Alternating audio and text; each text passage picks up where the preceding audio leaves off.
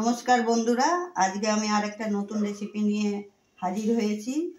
আজকে আমি তৈরি করছি কারি পাতা দিয়ে দই কাতলা।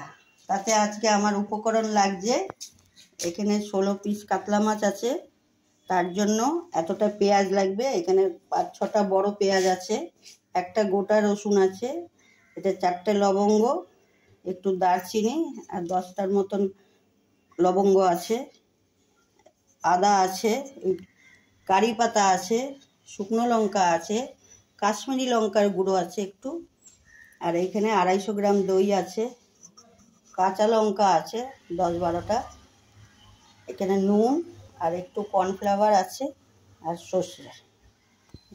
আমি এখন এই পেঁয়াজগুলো মিক্সিতে দিলাম। পেঁয়াজ, এই রসুন, আদা, গরম মশলা সব একসাথে আমি এখন সব পিষে নেব।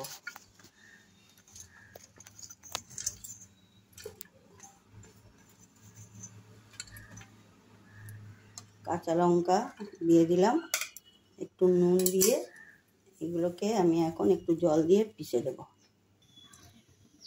মাছের তেলের মধ্যে আমি শুকনো লঙ্কা, সর্ষে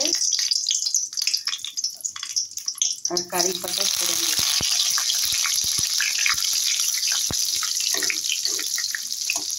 এবার যে পেঁয়াজ, আদা, রসুন, গরম মশলা, কাঁচা লঙ্কা সব একসঙ্গে বেটেছিলাম, এটা একটু ভাজা হয়ে গেলে এই তেলের মধ্যে দিয়ে দেব।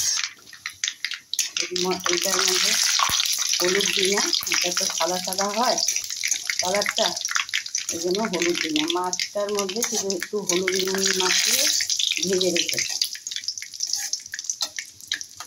এটা ফোড়নটা হয়ে গেছে।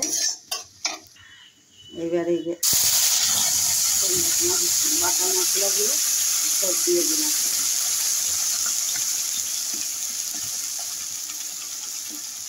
এবার এটার মধ্যে একটু নুন দেব,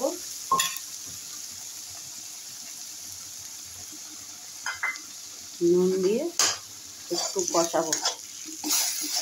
আর এইটার মধ্যে না আমি আরেকটা জিনিস বলতে ভুলে গেছি, একটু মিষ্টিও লাগবে, কেন দইটা তো টক, ওই জন্য একদম টক টক লাগবে, ওই জন্য এর মধ্যে একটুখানি মিষ্টি দিতে হবে। দইটা নিয়েছি, দইয়ের মধ্যে একটু কর্নফ্লাওয়ার দেব, দিয়ে এইটা 1 চামচ মতন কর্নফ্লাওয়ার নিলাম, নিয়ে একটু ঘাটিয়ে দিচ্ছি, কেন দইটা দিলে পরে তাহলে আর ফেটে যাবে না দইটা। একটু কর্নফ্লাওয়ার দিয়ে ঘাটিয়ে দিলে পরে দইটা ফাটবে না। এই কাশ্মীরি লঙ্কার গুঁড়োটা দিয়ে দিলাম। এই দেখুন মশলা থেকে তেল ছেড়ে গেছে, কাশ্মীরি লঙ্কাটা দিয়ে দিলাম। এইবার দইটা দিয়ে দেবো,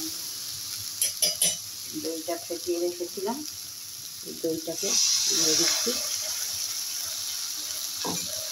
2 চামচ চিনি রেখেছি, চিনিটাও দিয়ে দিলাম এর মধ্যে। এবার একটু নাড়া দিয়ে এর মধ্যে জল দিয়ে দেবো।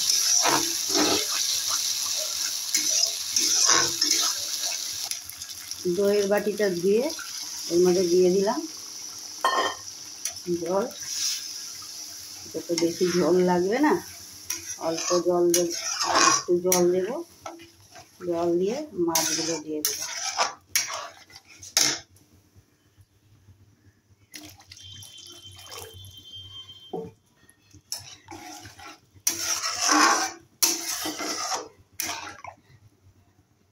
মাছগুলো দিয়ে দেবো। মাছগুলো কিন্তু আমি খুব একটা ভাজি না, কেন মাছগুলো খেতে শক্ত লাগে, সেই জন্য আমি একটু অল্পই ভাজি মাছ, যে কোনো মাছ, খালি বরফের মাছ ছাড়া, সমুদ্রের মাছ ছাড়া আমি এমনি সব মাছ হালকা হালকাই ভাজি।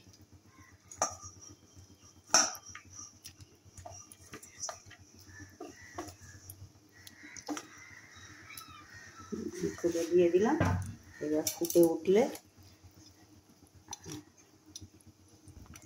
দেখুন মাছটা ফুটে গেছে, এই যে এরকম হয়েছে।